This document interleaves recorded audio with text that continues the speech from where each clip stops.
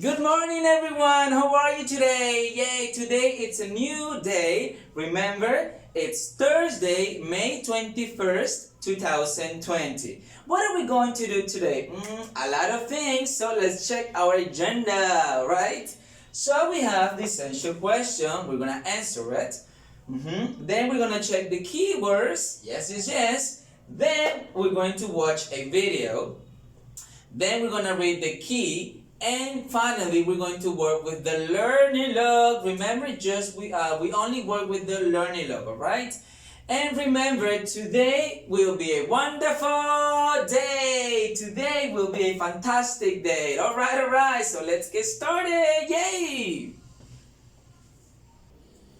All right. So here we have the essential question. Let's pay attention to the question. All right. Here we go.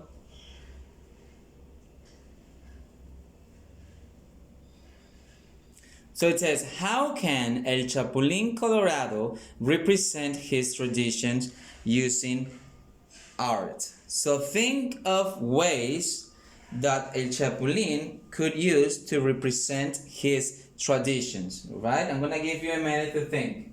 Give me some answers.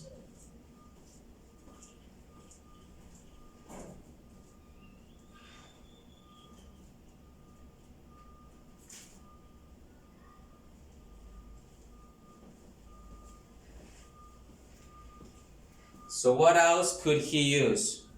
Think. In Mexico, we have a lot of traditions.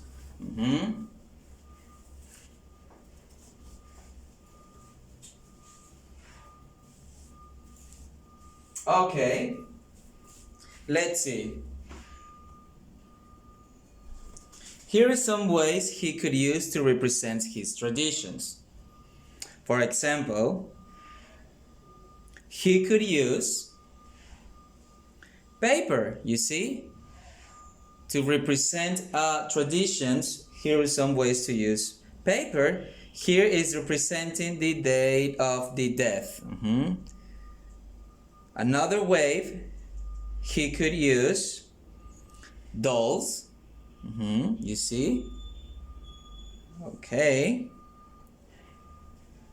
He could also use even toys to represent Mexican traditions, Mexican history. Alright, so this is what we're going to see today. We're gonna learn about traditions 2 or 3 dimensional. Alright, so let's get ready. Yay. Alright, let's pay attention to the following video, please. This is about Mexico. Mexican culture. In southern Mexico lies a very special town. Entire families make a living by carving fantastical creatures out of wood called alebrijes.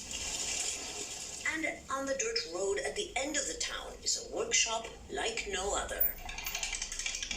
Craftsmen painstakingly paint a fusion of native animals with minute symbols of the 2,500-year-old Zapoteco civilization, of which most here are direct descendants. Each exquisite piece tells a story. The rattlesnake represents the serpent, the maximum power. The house symbolizes protection.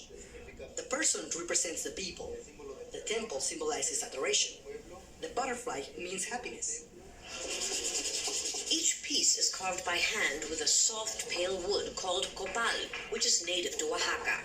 The branch is deformed, so no piece is alike. We use the crookedness of the branch to our advantage, which makes each piece unique.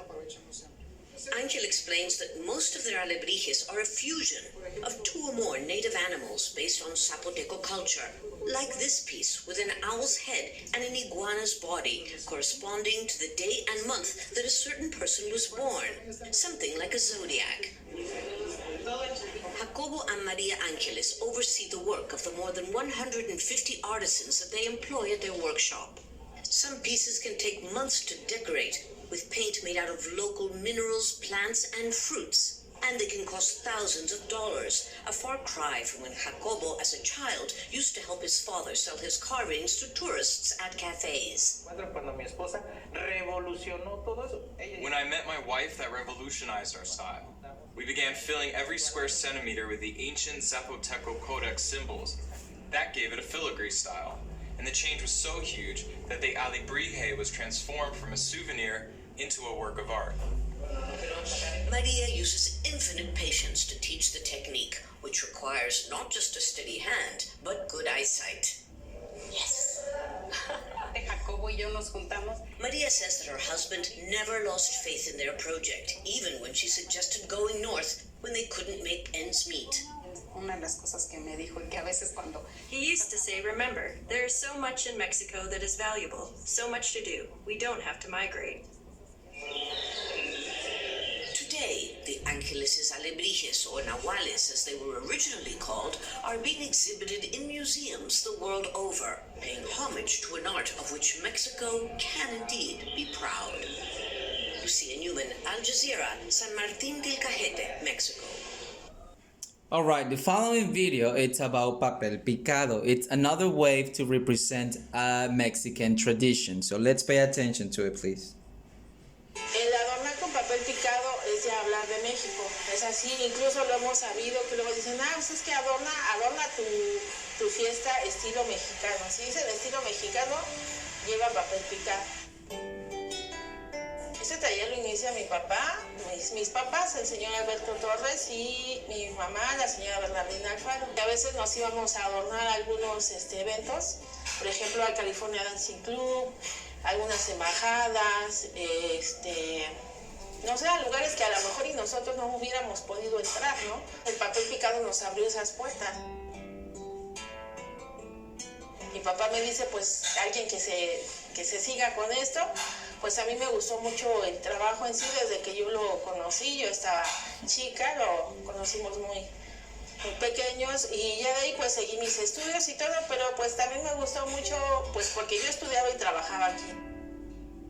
El trabajo que analizamos, nosotros lo llamamos como artesanía conmemorativa o yo le llamo artesanía ceremonial porque pues el papel picado es precisamente para cualquier ceremonia, ya sea religiosa, social, incluso hasta política.